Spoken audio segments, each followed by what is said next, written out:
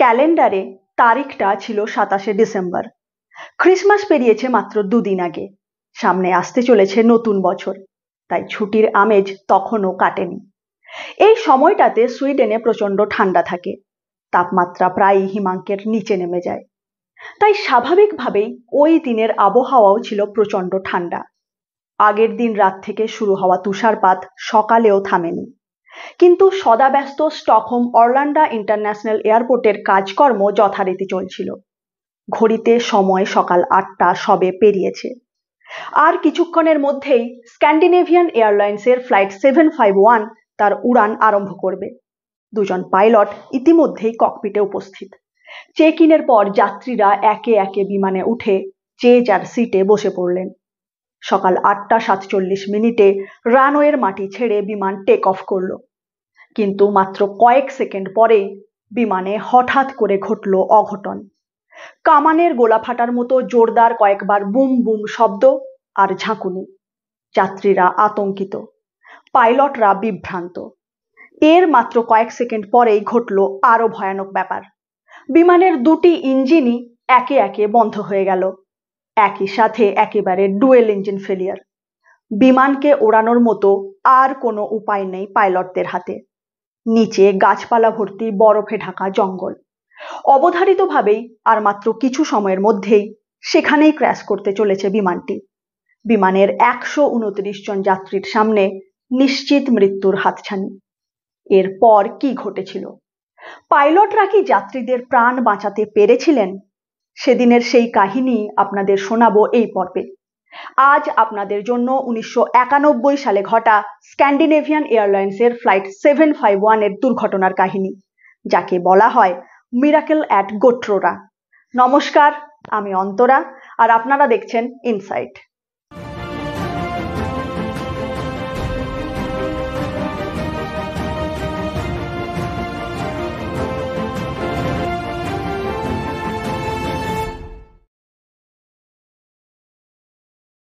আজকের এই পর্বে এমন একটি বিমান দুর্ঘটনার কাহিনী আপনাদের শোনাতে চলেছি, যে কাহিনীর সাথে সম্প্রতি আমেদাবাদে ঘটে যাওয়া এয়ার ইন্ডিয়া প্লেন ক্র্যাশের বেশ কিছু ঘটনার বিশেষ মিল রয়েছে। গত 12 জুন তারিখে এয়ার ইন্ডিয়ার ওই প্যাসেঞ্জার বিমানটি সর্দার বল্লভভাই ইন্টারন্যাশনাল এয়ারপোর্ট থেকে টেক অফ করার মাত্র 34 সেকেন্ড পরেই ভয়াবহ দুর্ঘটনার সম্মুখীন হয়েছিল। এয়ারপোর্ট থেকে মাত্র 1.5 কিলোমিটার গিয়েই বিমানটি BJ মেডিকেল কলেজের হস্টেল বিল্ডিংয়ে ক্র্যাশ করে যায়। এই ভয়াবহ দুর্ঘটনায় বিমানের 242 জন যাত্রীর মধ্যে কেবলমাত্র একজন যাত্রী বিশ্বাস কুমার রমেশ বাদে বাকি সবারই মৃত্যু ঘটেছে। আজ যে বিমানটির দুর্ঘটনাগ্রস্ত হওয়ার কাহিনী আপনাদের শোনাবো, সেই বিমানটির ক্ষেত্রেও টেক অফের মাত্র কিছু সেকেন্ড পরেই ডুয়েল ইঞ্জিন ফেলিওর ঘটেছিল। ঠিক যেভাবে আমেদাবাদ প্লেন ক্র্যাশের ক্ষেত্রে এখনো পর্যন্ত জানা গেছে যে টেক অফের মাত্র কয়েক সেকেন্ড পরে এয়ার ইন্ডিয়ার বিমানটির দুটি ইঞ্জিনই বিকল হয়ে গিয়েছিল। এয়ার ইন্ডিয়ার মতোই ওই বিমানটিরও ক্র্যাশ করা অবধারিত ছিল, আর সেভাবেই এয়ারপোর্ট থেকে কয়েক কিলোমিটার গিয়েই বিমানটি ক্র্যাশ করেছিল।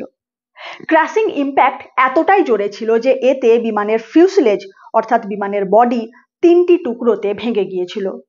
কিন্তু একটা জায়গায় এই ঘটনার সাথে এয়ার ইন্ডিয়া প্লেন ক্র্যাশের ঘটনার একটি বড় পার্থক্য রয়েছে। এয়ার ইন্ডিয়া প্লেন ক্র্যাশের ক্ষেত্রে যেখানে একজন বাদে বাকি সব যাত্রীর মৃত্যু ঘটেছে, সেখানে স্ক্যান্ডিনেভিয়ান এয়ারলাইন্সের ফ্লাইট 751 এর দুর্ঘটনাতে একজন যাত্রীরও জীবনহানি ঘটেনি।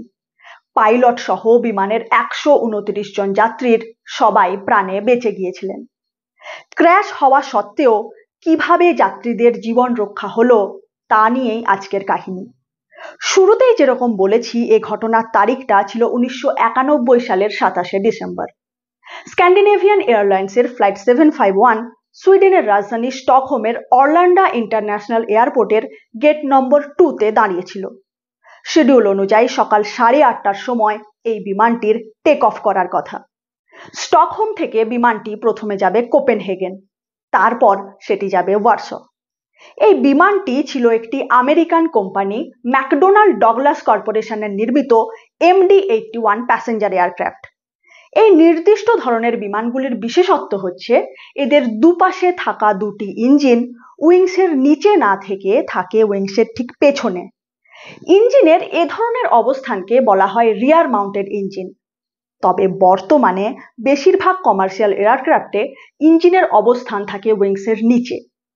এখানে বলে রাখি যে ওই বিমানটির দুর্ঘটনাগ্রস্ত হওয়ার পেছনে ইঞ্জিনের ওইরূপ অবস্থানের গুরুত্বপূর্ণ ভূমিকা ছিল, কিন্তু কিভাবে সে কথায় পরে আসছি। আগে সেদিনের আবহাওয়া কিরকম ছিল সেটা আপনাদের জানাই, কারণ দুর্ঘটনার পেছনে এই আবহাওয়ারও যথেষ্ট অবদান ছিল। আগেই বলেছি আগের দিন রাত থেকে সেখানে তুষারপাত হচ্ছিল। সকাল 6:50 নাগাদ তাপমাত্রা ছিল 0 ডিগ্রি সেলসিয়াস।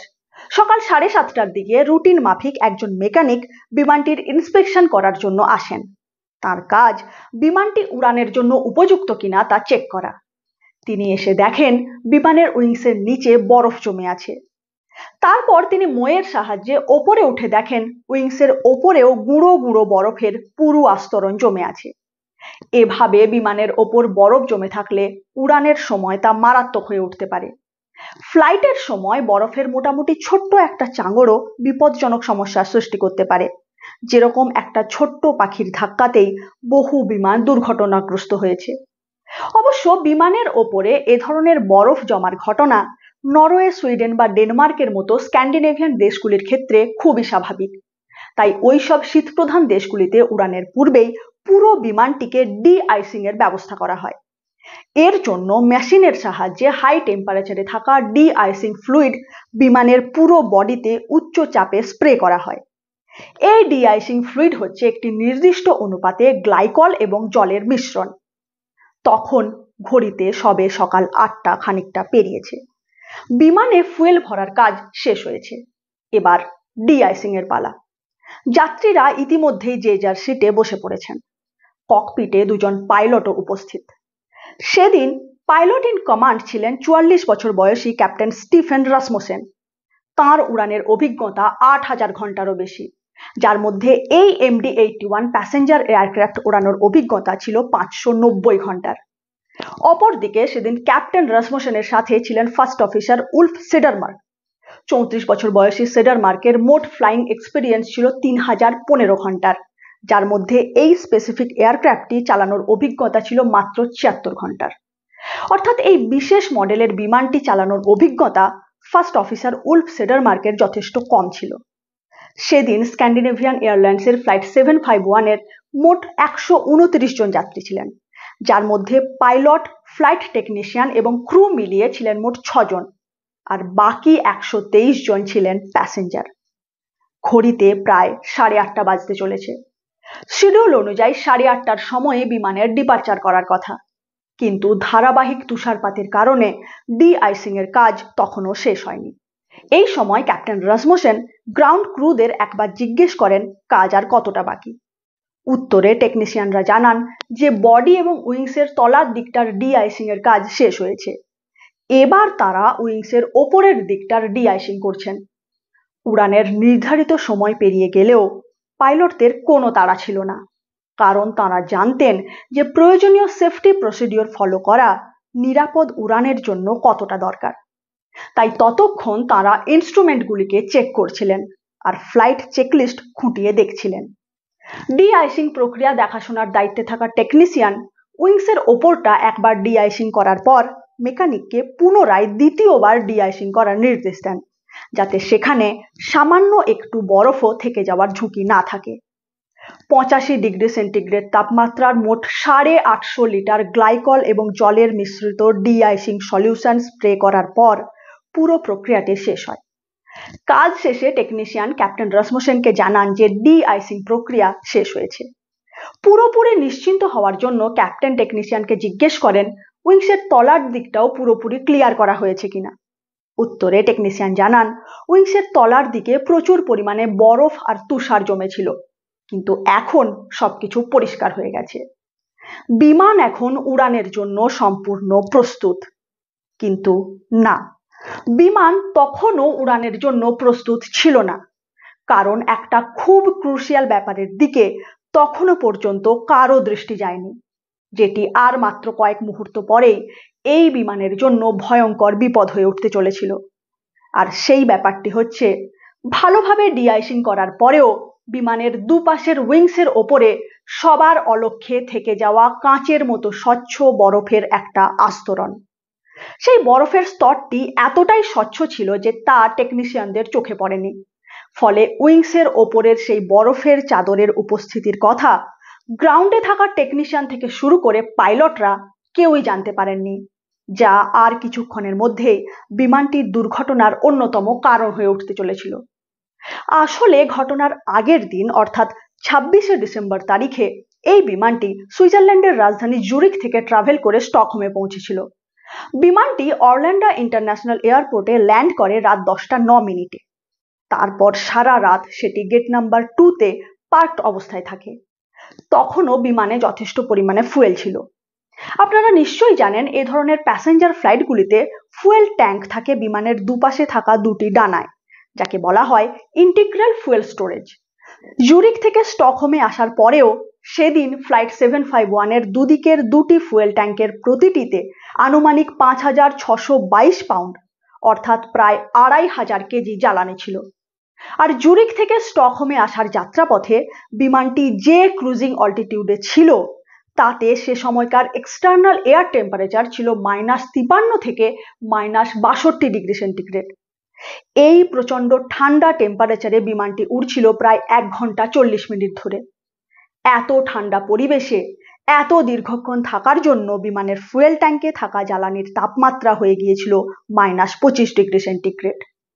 তারপর এয়ারপোর্টে পৌঁছে সারা রাত ঝিরঝিরে বৃষ্টি আর তুষারপাতের মধ্যে বিমানটি দাঁড়িয়েছিল। ফলে বিমানের দুপাশের দুটি ফুয়েল ট্যাঙ্ক তথা উইংসের ওপরে জমতে থাকা তুষার আর বৃষ্টির জল ট্যাঙ্কের ভেতরে থাকা সেই -25 ডিগ্রি সেন্টিগ্রেড তাপমাত্রার ফুয়েলের কারণে প্রচন্ড ঠান্ডায় জমে একেবারে কাঁচের মতো স্বচ্ছ একটি বরফের আস্তরণে পরিণত হয়েছিল। তার ওপর আবার ঝরতে থাকা তুষার পড়ে বিমানের ওপর সেই তুষারেরও একটি মোটা আস্তরণ পড়ে গিয়েছিল। যখন ডিআইসিং করা হচ্ছিল তখন সব বরফ ক্লিয়ার হয়ে গেলেও উইংসের কোল্ড কর্নার নামক একটি বিশেষ জায়গায় থাকা স্বচ্ছ বরফের আস্তরণ সবার অলক্ষ্যে থেকে যায়। আর এটাই কয়েক মুহূর্ত পরে চরম বিপদের কারণ হতে চলেছিল। যাই হোক, ডিআইসিং প্রসেস শেষ হওয়ার কয়েক মিনিট পর স্টকহোম এয়ার ট্রাফিক কন্ট্রোলের নির্দেশ মতো পাইলটরা বিমানটিকে গেট নম্বর 2 থেকে ধীরে ধীরে 8 নম্বর রানওয়ের দিকে নিয়ে যেতে শুরু করেন। 8টা 46 মিনিটে বিমান 8 নম্বর রানওয়েতে পৌঁছানো মাত্রই Stockholm air traffic control take অফের ক্লিয়ারেন্স দিয়ে দেয়। আর 8টা 47 মিনিটে বিমানের চাকা রানওয়ে ধরে সামনের দিকে গড়াতে শুরু করে। কয়েক মুহূর্ত পরে বিমান টেক অফ স্পিডে পৌঁছে যায়। Captain Rasmussen control column adjust করে বিমানের নোজ আপ করেন আর বিমান দ্রুত মাটি ছেড়ে ওপরের দিকে উঠতে আরম্ভ করে। একেবারে স্বাভাবিক টেক অফ। কিন্তু যে মুহূর্তে বিমান ওপরের দিকে উঠতে শুরু করে বিমানের উইংসের ওপর চাপ পড়তে আরম্ভ করে। আর তখনই তার ওপরে জমে থাকা স্বচ্ছ বরফের আস্তরণ আলগা হয়ে হঠাৎ করে পিছলে যায়। আর সেগুলি গিয়ে পড়ে উইংসের ঠিক পেছনে থাকা ইঞ্জিনের ঘুরন্ত ব্লেডগুলির ওপর। প্রচন্ড গতিতে সামনের দিকে এগোতে থাকা বিমান আর বিপরীত দিকে বাতাসের জোরালো টান, এই দুয়ের কারণে সেই বরফ ইঞ্জিনের ব্লেডগুলির ওপর সজোরে গিয়ে আছড়ে পড়ে। ধাক্কা এতটাই জোরালো ছিল যে টাইটেনিয়াম নির্মিত ব্লেডগুলি কিছুটা করে বেঁকে যায়। এবার এই ব্যাপারটা একটা বিমানের ইঞ্জিনের পক্ষে ভীষণ মারাত্মক ব্যাপার। কিন্তু কেন তা বোঝার জন্য প্রথমে আমাদেরকে বুঝতে হবে একটা বিমানের ইঞ্জিন কাজ কিভাবে করে। যদি একটা বিমানের ইঞ্জিনকে দেখা যায় তাহলে দেখতে পাওয়া যাবে তার মধ্যে বিভিন্ন প্রকারের ব্লেড এবং ফ্যান রয়েছে। তবে সেগুলির কাজ আলাদা আলাদা। কোনোগুলির কাজ বাইরে থেকে বাতাস টেনে ইঞ্জিনের ভেতরে পাঠানো, কোনোগুলির কাজ বাতাসকে কম্প্রেস করা, আবার কিছু হচ্ছে টারবাইন ব্লেড। বিমানের ইঞ্জিন নিউটনের তৃতীয় গতিসূত্র মেনে চলে। ইঞ্জিনের সামনের দিকে লাগানো ব্লেডগুলি বাতাস টেনে ইঞ্জিনের ভেতরে পাঠায়। তারপর সেই বাতাসকে টারবাইন চালিত কম্প্রেসার ব্লেড এবং ফ্যানের মাধ্যমে কম্প্রেস করা হয়, যাতে তার চাপ এবং তাপ দুই বাড়ে। সেই সংকুচিত আর উত্তপ্ত বাতাস এরপর ইঞ্জিনের ভেতরে থাকা কম্বাসশন চেম্বারে গিয়ে জ্বালানির সাথে মেশে এবং এ দুয়ের দহনের ফলে প্রায় 2000 ডিগ্রি সেন্টিগ্রেড তাপমাত্রা উৎপন্ন হয়। এই প্রচণ্ড তাপে বাতাস দ্রুত প্রসারিত হয়, আর তার ধাক্কায় বাতাস এবং জ্বালানির মিশ্রিত উত্তপ্ত গ্যাস ইঞ্জিনের পেছনের দিকে থাকা নজলের মাধ্যমে তীব্র বেগে বের হয়ে যায়। নিউটনের তৃতীয় গতিসূত্র অনুযায়ী সেই উত্তপ্ত গ্যাস পেছনের দিকে বের হওয়ার সময় ইঞ্জিন আর প্লেনকে সামনের দিকে ধাক্কা দেয়, যাকে বলা হয় থ্রাস্ট। এই থ্রাস্টের কারণেই বিমান আকাশে উড়তে পারে। অর্থাৎ বিমানের ইঞ্জিনের ক্ষেত্রে জ্বালানির যতটা গুরুত্ব, বাতাসেরও ঠিক ততটাই গুরুত্ব। এবার এই যে ফ্লাইট 751 এর ক্ষেত্রে টেক অফের মাত্র কয়েক সেকেন্ড পরে উইংস থেকে খসে পড়া বরফের ধাক্কায় ইঞ্জিনের টাইটেনিয়াম নির্মিত ব্লেডগুলি বেঁকে গিয়েছিল, তাতে ইঞ্জিনের ভেতরে যথাযথ এয়ার ফ্লো বিঘ্নিত হচ্ছিল। এখন আপনারা নিশ্চয়ই বুঝতে পারছেন যে এটা কতটা মারাত্মক ব্যাপার। যদিও পাইলটরা বা বিমানে থাকা যাত্রীরা কেউই তখন কিছুই বুঝতে পারেননি। ককপিটে বসে পাইলটরা শুধুমাত্র একটা অ্যাবনর্মাল সাউন্ড শুনতে পেয়েছিলেন, যা ককপিট ভয়েস রেকর্ডারে একটা মৃদু গুঞ্জনের মতো শব্দ হিসেবে রেকর্ড হয়ে গিয়েছিল। কিন্তু টেক অফের মাত্র 25 সেকেন্ড পরেই শুরু হয় আসল সমস্যা। ততক্ষণে মাটি থেকে 1124 ফুট উচ্চতায় পৌঁছেছে বিমান। হঠাৎ করে পাইলট এবং যাত্রীরা বিকট আওয়াজ শুনতে পেলেন। একবার নয়, পরপর বেশ কয়েকবার। যেন মনে হচ্ছিল কামান থেকে ফায়ার করা হচ্ছে, আর প্রতিটি আওয়াজের সাথে সাথে বিমানটি পুরো কেঁপে উঠছিল। সেই প্রচণ্ড আওয়াজ আর ঝাঁকুনির চোটে পাইলটরা পর্যন্ত কয়েক মুহূর্ত হতভম্ব হয়ে গিয়েছিলেন, আর যাত্রীরা হয়ে পড়েছিলেন প্রচণ্ড আতঙ্কিত। ক্যাপ্টেন রাসমুসেন তড়িঘড়ি তাঁর সামনে থাকা ডিসপ্লেতে বিভিন্ন সূচকগুলির রিডিং নেওয়ার চেষ্টা করলেন। সূচকগুলি দ্রুত বদলাচ্ছিল। সেই সাথে বিমানটি এতটাই কাঁপছিল যে ক্যাপ্টেন চেষ্টা করেও সেগুলি পড়তে পারছিলেন না। তাঁরা ততক্ষণে বুঝে গিয়েছেন যে বিমানের ইঞ্জিনে কোনো একটা গোলমাল হয়েছে, কিন্তু সেটি যে কি তা সম্পর্কে তাঁদের কোনো ধারণা ছিল না। পরবর্তী কয়েক সেকেন্ড ধরে ইনস্ট্রুমেন্টগুলিকে ভালোভাবে পর্যবেক্ষণ এবং অ্যানালাইজ করার পর ফার্স্ট অফিসার উলফ সেডারমার্ক ক্যাপ্টেনকে বলেন যে সম্ভবত ইঞ্জিনের কম্প্রেসারে এয়ার ফ্লোতে সমস্যা হয়েছে। ক্যাপ্টেন রাসমুসেন ততক্ষণে বুঝে গেছেন যে সমস্যা হচ্ছে ডান দিকের ইঞ্জিনে। তাই তিনি তৎক্ষণাৎ ডান দিকের ইঞ্জিনের থ্রাস্ট লিভার, যাকে বলা হয় থ্রটল, কিছুটা কমিয়ে দিলেন। কিন্তু এতে সমস্যার সমাধান হলো না। ইঞ্জিনের ব্লেডগুলি বেঁকে যাওয়ার কারণে বাতাস ভেতরের দিকে যাওয়ার পরিবর্তে উল্টো পথে ফিরে আসছিল, ফলে কন্টিনিউ থ্রাস্ট প্রডিউস হচ্ছিল না। তখন বিমান পৌঁছে গেছে 2000 ফিট উচ্চতায়, আর টেক অফের পর সময় পেরিয়েছে মাত্র 43 সেকেন্ড। ক্যাপ্টেন রাসমুসেন থ্রটল নামিয়ে ডান দিকের ইঞ্জিনের থ্রাস্ট কিছুটা কমিয়ে দিয়েছিলেন, কিন্তু বিমানে থাকা অটো থ্রটল সিস্টেম তার অজান্তে অটোমেটিক্যালি থ্রাস্ট পুনরায় বাড়িয়ে দিয়েছিল। কারণ এই সিস্টেমের কাজই হচ্ছে দুপাশের দুটি ইঞ্জিনের থ্রাস্টের সমতা রক্ষা করা। তখনকার সেই গুরুতর পরিস্থিতিতে এই ব্যাপারটা ক্যাপ্টেনের নজর এড়িয়ে গিয়েছিল। তবে শুধু অটো থ্রটল সিস্টেমই নয়, পরিস্থিতিকে আরও মারাত্মক করে তুলেছিল বিমানে থাকা আরও একটি অটোমেটিক সিস্টেম, যার নাম অটোমেটিক থ্রাস্ট রেস্টোরেশন, সংক্ষেপে এটিআর। এটি ছিল একেবারে নতুন একটি সিস্টেম, যা এই বিমানের নির্মাতা সংস্থা ম্যাকডোনাল্ড ডগলাস তাদের এ ধরনের প্যাসেঞ্জার এয়ারক্রাফটগুলিতে মাত্র কয়েক বছর আগেই ইন্ট্রোডিউস করেছিল। কিন্তু এই বিমানটির অপারেটিং কোম্পানি স্ক্যান্ডিনেভিয়ান এয়ারলাইন্স এই নতুন অটোমেটিক সিস্টেম সম্পর্কে তাদের পাইলটদের কোনো ট্রেনিং প্রোভাইড করেনি।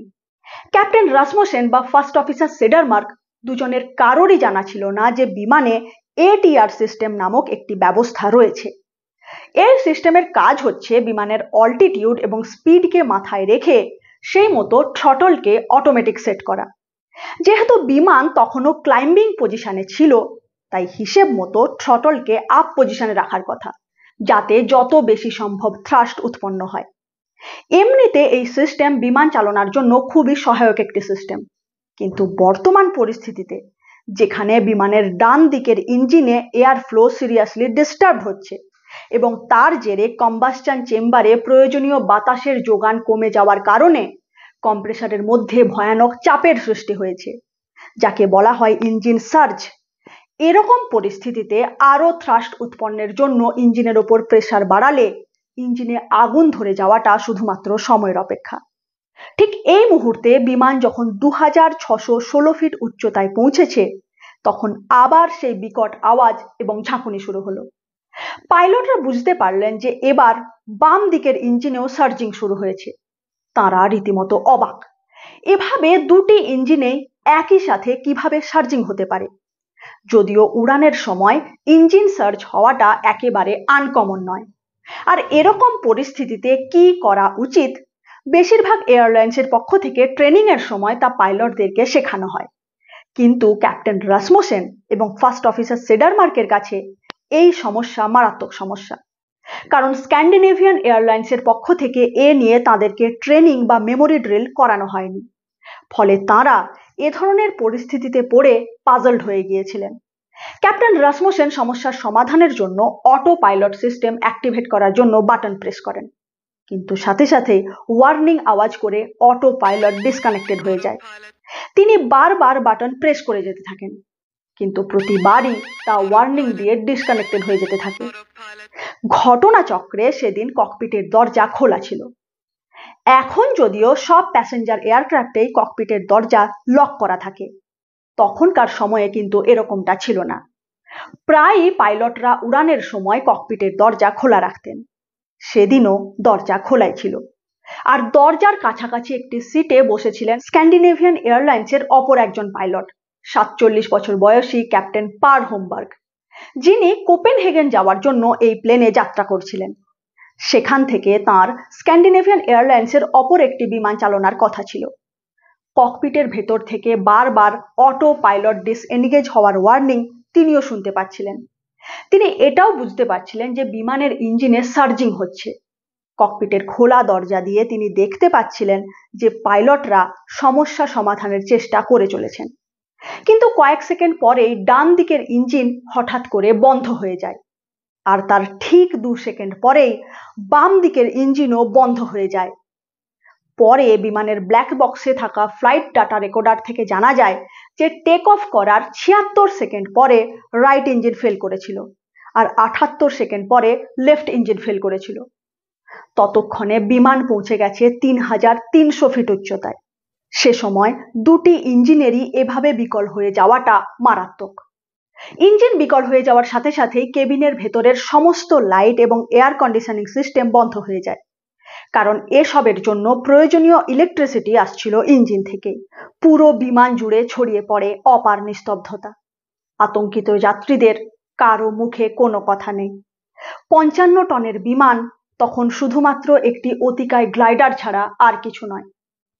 এদিকে ককপিটে ইঞ্জিন বন্ধ হয়ে যাওয়ার সাথে সাথেই পাইলটদের সামনে থাকা দুটি ইলেকট্রনিক ডিসপ্লে বোর্ড ব্ল্যাঙ্ক হয়ে যায়, কারণ তাদের চালনা করার জন্য প্রয়োজনীয় বিদ্যুৎ শক্তিও আসছিল ইঞ্জিন থেকে।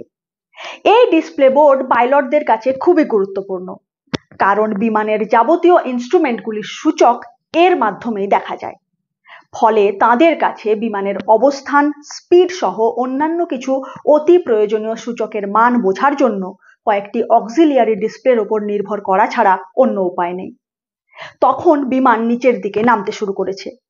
পাইলটরা বুঝতে পারেন যে এখনই কিছু না করলে আর মাত্র কিছু সময় পরেই বিমানটি অবধারিতভাবে ক্র্যাশ করবে। ক্যাপ্টেন রাসমুসেন ফার্স্ট অফিসার সেডারমার্ককে লেফট ইঞ্জিন রিস্টার্ট করার নির্দেশ দেন। সেই মতো সেডারমার্ক রিস্টার্ট বাটন প্রেস করতেই লেফট ইঞ্জিনে আগুন ধরে যায়। তৎক্ষণাৎ ক্যাপ্টেনের নির্দেশে first officer fire extinguisher system activate করেন, আর সৌভাগ্যবশত কয়েক সেকেন্ডের মধ্যেই আগুন নিভে যায়। তারপর তাঁরা আর ইঞ্জিন রিস্টার্ট করার ঝুঁকি নেননি। ঠিক এই সময় খানিকটা দূরে নিজের সিটে বসে থাকা ক্যাপ্টেন হোমবার্গ বুঝতে পারেন যে পাইলটরা ভয়ানক সমস্যার মধ্যে পড়েছেন। তিনি তৎক্ষণাৎ ককপিটের ভেতরে ছুটে গিয়ে ক্যাপ্টেন রাসমুসেনকে বলেন তিনি কোনোভাবে তাদের সাহায্য করতে পারেন কিনা। ক্যাপ্টেন রাসমুসেন তাকে বিমানের অক্সিলিয়ারি পাওয়ার ইউনিট বা এপিইউ স্টার্ট করতে বলেন, আর তিনি তক্ষুনি তা স্টার্ট করে দেন। এতে লাইট এবং এসি পুনরায় চালু হয়ে গেলেও পাইলটদের সামনে থাকা ডিসপ্লে বোর্ড এবং বেশিরভাগ ইনস্ট্রুমেন্ট আর চালু হয় না। ফলে ক্যাপ্টেন রাসমুসেনকে কয়েকটি বেসিক ইনস্ট্রুমেন্ট এবং সম্পূর্ণ নিজের অনুমান শক্তির ওপর নির্ভর করেই এখন বিমানটিকে চালনা করতে হবে। ফার্স্ট অফিসার সেডারমার্ক ক্যাপ্টেন হোমবার্গের হাতে ইমার্জেন্সি চেকলিস্ট তুলে দেন। তার ওপর দ্রুত নজর বোলাতে বোলাতে অভিজ্ঞ ক্যাপ্টেন হোমবার্গ বুঝতে পারেন যে এবার এই বিমানটিকে গ্লাইড করে এগিয়ে নিয়ে যাওয়া ছাড়া আর কোনো উপায় নেই। তিনি ক্যাপ্টেন রাসমুসেনকে বারবার মাথা ঠান্ডা রেখে সামনের দিকে তাকিয়ে বিমানকে পরিচালনা করার পরামর্শ দিতে থাকেন। সেই সময় first officer Cedermark Stockholm air traffic কন্ট্রোলের সাথে যোগাযোগ করে জানান যে বিমানের ইঞ্জিনে সমস্যা দেখা দিয়েছে। এই জরুরি পরিস্থিতিতে ফ্লাইট 751কে যেন অরল্যান্ডো এয়ারপোর্টে রিটার্নের ক্লিয়ারেন্স দেওয়া হয়। পরিস্থিতির গুরুত্ব অনুধাবন করে স্টকহোম এটিসির এয়ার কন্ট্রোলার তৎক্ষণাৎ এয়ারপোর্টের 1 নম্বর রানওয়েতে রিটার্ন ল্যান্ডিং এর ক্লিয়ারেন্স দিয়ে দেন। কিন্তু কয়েক সেকেন্ড পরেই ক্যাপ্টেন রাসমুসেন বুঝতে পারেন যে প্রতি মুহূর্তে বিমানের অল্টিটিউড যে হারে কমছে তাতে বিমানটিকে ঘুরিয়ে পুনরায় এয়ারপোর্টে পৌঁছানো অসম্ভব। ততক্ষণে বিমানের অল্টিটিউড কমে দাঁড়িয়েছে 1600 ফিট। ক্যাপ্টেন বিমানটিকে সামনের দিকে চালনা করতে থাকলেন যাতে উচ্চতা যতটা সম্ভব বজায় রাখা যায়। তাহলে হাতে খানিকটা সময় পাওয়া যাবে, কারণ তিনি বুঝেই গিয়েছিলেন যে বিমানটিকে কোথাও না কোথাও ক্র্যাশ ল্যান্ডিং করাতেই হবে। তাই মোটামুটি একটা উপযুক্ত জায়গা খোঁজার জন্য হাতে যাতে খানিকটা হলেও সময় থাকে সেজন্য ক্যাপ্টেন বিমানটিকে যতটা সম্ভব স্টেডি ভাবে সোজা চালনা করতে থাকলেন। এই সময় ছোট্ট একটা ভুলও মারাত্মক হয়ে উঠতে পারে। এতক্ষণে টেক অফ হওয়ার পর 2.5 মিনিট কেটে গেছে। এবার ক্যাপ্টেন বিমানে ইমার্জেন্সি ডিক্লেয়ার করে দেন আর ফ্লাইট অ্যাটেন্ডেন্টদেরকে নির্দেশ দেন যাত্রীদেরকে যেন ক্র্যাশ ল্যান্ডিং এর জন্য প্রস্তুত করা হয়। ফ্লাইট অ্যাটেন্ডেন্টরা তৎক্ষণাৎ যাত্রীদেরকে সিট বেল্ট পরে মাথা ঝুঁকিয়ে যতটা সম্ভব নিচু হয়ে বসার নির্দেশ দেন। কয়েক সেকেন্ড পরে সেই দ্রুত নামতে থাকা বিমানের উচ্চতা কমে দাঁড়ায় 1300 ফুট। কিন্তু তখনও বিমান মেঘের ওপর দিয়ে উড়ছিল, ফলে নিচে কি আছে তখনও তা দেখার কোনো উপায় নেই। কয়েক সেকেন্ড পরে বিমান যখন প্রায় 900 ফুট উচ্চতায় নেমে এলো তখন মেঘের আস্তরণ সরে নিচটা পরিষ্কার দেখা যেতে লাগলো। নিচে ছিল বরফ ঢাকা ঘন জঙ্গল। তারই মধ্যে ক্যাপ্টেন ক্র্যাশ ল্যান্ডিং করানোর জন্য একটা ফাঁকা জায়গা খুঁজতে লাগলেন। কয়েক মুহূর্ত পরে অনেক দূরে গাছগাছালির ফাঁক দিয়ে একটা ছোট্ট ফাঁকা জায়গা ক্যাপ্টেনের চোখে পড়ল। তিনি স্থির করে নিলেন যে ওই ফাঁকা জায়গাটিতেই তিনি বিমানটিকে ল্যান্ডিং করাবেন। অবশ্য সেই ল্যান্ডিং হবে ক্র্যাশ ল্যান্ডিং। এখন সেই ক্র্যাশ ল্যান্ডিং এর ধাক্কাটা তারা কতটা কমাতে পারবেন তার উপরে নির্ভর করছে ওই 129 জন যাত্রীর জীবন মৃত্যু। ক্যাপ্টেন সেই ফাঁকা জায়গাটির দিকেই বিমানকে এগিয়ে নিয়ে যেতে শুরু করলেন। ততক্ষণে টেক অফের পর কেটে গেছে 3.5 মিনিট। ককপিটে পাইলটদেরকে সহায়তা দিতে থাকা ক্যাপ্টেন হোমবার্গ ধীরে ধীরে বিমানের ফ্ল্যাপসগুলিকে এক্সটেন্ড করতে শুরু করে দিয়েছেন, যার ফলে বিমানের উচ্চতা এবং গতিবেগ ধীরে ধীরে কমছে। তবে পাইলটদের সামনে তখনই একটা সমস্যা এসে উপস্থিত। সমস্যাটা হচ্ছে তাদেরকে এবার সিদ্ধান্ত নিতে হবে এখনই ল্যান্ডিং গিয়ার নামানো হবে কিনা। ল্যান্ডিং গিয়ার অর্থাৎ বিমানের চাকা নামানো থাকলে তা ক্র্যাশের ইম্প্যাক্টকে মিনিমাইজ করার ক্ষেত্রে অনেকখানি সহায়তা করতে পারে। এখন বিমানের যা অল্টিটিউড তাতে সাধারণ অবস্থায় এখনই ল্যান্ডিং গিয়ার নামানোর সময়, কিন্তু ল্যান্ডিং গিয়ার নামালে ড্র্যাগ উৎপন্ন হবে। তাতে এয়ারক্রাফট দ্রুত গতি কমিয়ে নিচের দিকে নামতে শুরু করবে। সেক্ষেত্রে বর্তমানের এই পাওয়ারলেস বিমানের পক্ষে ওই ফাঁকা জায়গা পর্যন্ত পৌঁছানো হয়তো সম্ভব হবে না। অপরদিকে ল্যান্ডিং গিয়ার যদি এখনই নামানো না হয় তাহলে ল্যান্ডিং গিয়ার এক্সটেন্ড হয়ে প্রপারলি লক হওয়ার আগেই হয়তো বিমান ক্র্যাশ করে যাবে, আর তাতে ধাক্কার পুরো ইম্প্যাক্টটা গিয়ে পড়বে বিমানের ফিউসেলেজ অর্থাৎ বডির ওপর। এতে বিমানটি টুকরো টুকরো হয়ে গিয়ে যাত্রীদের প্রাণ সংশয় হওয়ার আশঙ্কা রয়েছে। পাইলটরা নিজেদের মধ্যে আলোচনা করে সিদ্ধান্ত নিলেন যে আর খানিকটা অপেক্ষা করার পর ল্যান্ডিং গিয়ার ডাউন করা হবে। সেই মতো কয়েক সেকেন্ড পরে first officer Cedermark landing gear down করে দিলেন। পরে ইনভেস্টিগেশনের সময় ব্ল্যাক বক্সে থাকা ফ্লাইট ডাটা রেকর্ডার থেকে জানা যায় বিমান মাটি স্পর্শ করার মাত্র 17 সেকেন্ড আগেই ল্যান্ডিং গিয়ার ডাউন করা হয়েছিল। এখন বিমান সোজা গাছপালার মাঝে থাকা সেই ফাঁকা জায়গাটির দিকে ছুটে চলেছে। কয়েক সেকেন্ড পরে বিমানের উচ্চতা যখন 180 ফুটে গিয়ে পৌঁছেছে তখন ফার্স্ট অফিসার সেডারমার্ক স্টকহোম এটিসির সাথে যোগাযোগ করে জানিয়ে দিলেন যে তাঁরা মাটিতে ক্র্যাশ করতে চলেছেন। ক্যাপ্টেন হোমবার্গ ততক্ষণ পর্যন্ত ককপিটে পাইলটদের সিটের পেছনে দাঁড়িয়েছিলেন। তখন তিনি বুঝতে পারলেন যে এভাবে আর দাঁড়িয়ে থাকাটা নিরাপদ নয়, কিন্তু এটাও তিনি বুঝতে পারছিলেন যে নিজের সিটে ফিরে গিয়ে সিট বেল্ট বাঁধার মতো সময় আর নেই। তাই তিনি ককপিট এবং কেবিনের মাঝে থাকা কেবিন ওয়াল যতটা সম্ভব শক্ত করে ধরে চুপচাপ দাঁড়িয়ে থাকলেন। যাত্রীরাও যতটা সম্ভব মাথা নিচু রেখে ঝুঁকে থাকা অবস্থায় চোখ বন্ধ করে একটা প্রচণ্ড ধাক্কার জন্য প্রস্তুত হলেন। কয়েক মুহূর্তের মধ্যেই বিমান এতটা নিচে নেমে এলো যে নিচে থাকা পাইন গাছগুলির মাথা প্রথমে বিমানের বেলি সেকশন, তারপর উইংসের সাথে ঘষটাতে শুরু করলো। ক্যাপ্টেন রাসমুসেন বিমানের নোজ হালকা ওপরের দিকে ওঠালেন যাতে বিমানের গতিবেগ আরো কমে। ঘন পাইন গাছের জঙ্গল চিরে বিমানটি সামনে থাকা বরফ ঢাকা এক টুকরো মাঠের দিকে এগোতে লাগলো। দুপাশে উইংসের ধাক্কায় গাছ ভাঙার মড়মড় শব্দ পুরো বিমান জুড়ে প্রতিধ্বনিত হচ্ছে।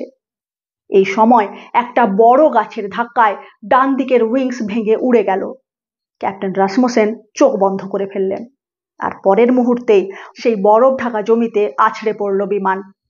নোজ আপ থাকার কারণে প্রথমে বিমানের টেল সেকশন মাটির সাথে সজোরে ধাক্কা খায়, তারপর চোখের পলকে পুরো বিমানটি মাটিতে আছড়ে পড়ে দ্রুত বেগে ঘষ্টাতে ঘষ্টাতে সামনের দিকে এগোতে থাকে। ক্র্যাশিং ইম্প্যাক্ট এতটা জোরদার ছিল যে বিমানের ফিউসিলেজ ভেঙে 3 টুকরো হয়ে যায়, কিন্তু তারপরেও বরফ, মাটি, পাথর, সামনে যা কিছু ছিল সবকিছুর ওপর দিয়ে ঘষতে 110 মিটার গিয়ে বিমানটি ধীরে ধীরে থেমে যায়। উঠতে থাকা বরফ আর ধোঁয়ার আস্তরণ কেটে গেলে যাত্রীরা চোখ খুলে চারিদিকে তাকিয়ে দেখেন যে তাঁরা বেঁচে আছেন। তাঁরা ভাবতেই পারেননি যে ক্র্যাশ হওয়ার পরেও সত্যি তাঁরা এভাবে বাঁচতে পারবেন। ওদিকে ককপিটেও ক্যাপ্টেন রাসমুসেন চোখ খুলে ফার্স্ট অফিসার সেডারমার্কের দিকে অবিশ্বাসের দৃষ্টিতে তাকিয়েছিলেন, যেন তিনিও তখনও বিশ্বাস করতে পারছিলেন না যে তাঁরা বেঁচে গেছেন। কিন্তু ক্র্যাশ হওয়ার কারণে চারিদিকে বিমানের জ্বালানি ছড়িয়ে পড়েছিল। 3 টুকরো হওয়া ফিউসিলেজের এখানে ওখানে স্পার্কিং হচ্ছিল, তার থেকে যে কোনো মুহূর্তে ভয়াবহ আগুন ধরে যেতে পারে। ফলে ভাঙা অংশগুলি দিয়ে যত দ্রুত সম্ভব যাত্রীরা এবং পাইলটরা বাইরে বেরিয়ে এলেন। এই ঘটনায় ফার্স্ট অফিসার সেডারমার্ক এবং ক্যাপ্টেন হোমবার্গ সহ মোট 8 জন মানুষ গুরুতরভাবে আহত হয়েছিলেন, আর স্বল্প আহত হয়েছিলেন 84 জন। তবে এই দুর্ঘটনায় কারোরই মৃত্যু ঘটেনি। আহতরা সবাই চিকিৎসার পর সম্পূর্ণ সুস্থ হয়ে গিয়েছিলেন। দুর্ঘটনার অব্যবহিত পরে সুইডেনের বোর্ড অফ অ্যাক্সিডেন্ট ইনভেস্টিগেশন তদন্ত শুরু করে দেয়। সেই তদন্ত চলে টানা 2 বছর। 1993 সালের অক্টোবর মাসে এর পূর্ণাঙ্গ ইনভেস্টিগেশন রিপোর্ট প্রকাশিত হয়। সেই রিপোর্ট থেকে জানা যায় যে দুর্ঘটনার দিন বিমানের উইংসের ওপর স্বচ্ছ বরফের আস্তরণ জমেছিল, যা টেকনিশিয়ান এবং গ্রাউন্ড ক্রুদের নজর এড়িয়ে গিয়েছিল। টেক অফের কয়েক মুহূর্ত পরে সেই বরফ গিয়ে আছড়ে পড়ে ইঞ্জিনের ওপর, আর তাতেই ঘটে দুর্ঘটনা। এছাড়াও ইনভেস্টিগেশনে ধরা পড়ে যে স্ক্যান্ডিনেভিয়ান এয়ারলাইন্সেরও অনেকগুলি গাফিলতি ছিল, যেমন ইঞ্জিন সার্চ কিভাবে মোকাবিলা করতে হয় সে নিয়ে পাইলটদের যথাযথ ট্রেনিং দেওয়া হয়নি, সেজন্য পাইলটরা পরিস্থিতি নিয়ন্ত্রণে ব্যর্থ হয়েছেন। সেই সাথে রিপোর্টে এও বলা হয় যে এই দুর্ঘটনার পেছনে অন্যতম ভূমিকা ছিল বিমানে থাকা অটোমেটিক থ্রাস্ট রেস্টোরেশন সিস্টেমের। এরকম নতুন একটি সিস্টেম যা সম্পর্কে পাইলটদের কোনো ধারণাই ছিল না, তা তাদের অলক্ষ্যে পরিস্থিতিকে অতি দ্রুত আরো খারাপের দিকে নিয়ে গিয়েছিল। আর এক্ষেত্রেও স্ক্যান্ডিনেভিয়ান এয়ারলাইন্সের যথেষ্ট গাফিলতি ছিল। তাদের তরফ থেকে এই এটিআর সিস্টেম সম্পর্কে পাইলটদেরকে সেভাবে জানানো হয়নি বা প্রয়োজনীয় ট্রেনিং দেওয়া হয়নি। এই দুর্ঘটনা আবারও প্রমাণ করে যে উড়ানের ক্ষেত্রে সামান্য গাফিলতি বা ছোট্ট একটি ভুলও মারাত্মক পরিণতির সৃষ্টি করতে পারে। পরিশেষে একটাই কথা, এত বড় দুর্ঘটনা ঘটা সত্ত্বেও ক্যাপ্টেন রাসমুসেন, ফার্স্ট অফিসার সেডারমার্ক এবং ক্যাপ্টেন হোমবার্গের মিলিত প্রচেষ্টায় সেদিন বিমানের মোট 129 জন যাত্রীরই জীবন বেঁচে গিয়েছিল। কিন্তু উল্টো দিকে আহমেদাবাদে ঘটা এয়ার ইন্ডিয়ার বিমান দুর্ঘটনার ক্ষেত্রে দুর্ভাগ্যজনকভাবে 1 জন বাদে বাকি সব যাত্রীরই মৃত্যু ঘটেছে। আমাদের ধারণা এয়ার ইন্ডিয়ার বিমানটির ক্ষেত্রেও পাইলট যদি আরো কয়েক সেকেন্ড সময় বেশি পেতেন আর এয়ারপোর্টের আশেপাশে যদি এত ঘন জনবসতি না থাকতো, যদি ফাঁকা জায়গা থাকতো, তাহলে হয়তো এতজন মানুষকে এভাবে জীবন হারাতে হতো না। এটা পুরোপুরি আমাদের অনুমান মাত্র। আসলে কোন কারণের জন্য এরকম একটি ভয়াবহ দুর্ঘটনা আমেদাবাদে ঘটলো তা জানা যাবে পূর্ণাঙ্গ তদন্ত রিপোর্ট সামনে এলে। আজকের পর্ব আপনাদের কেমন লাগলো তা কমেন্টের মাধ্যমে আমাদের অবশ্যই জানান। দেখা হচ্ছে আগামী পর্বে নতুন কোনো বিষয় নিয়ে। ভালো থাকুন, সুস্থ থাকুন, ধন্যবাদ।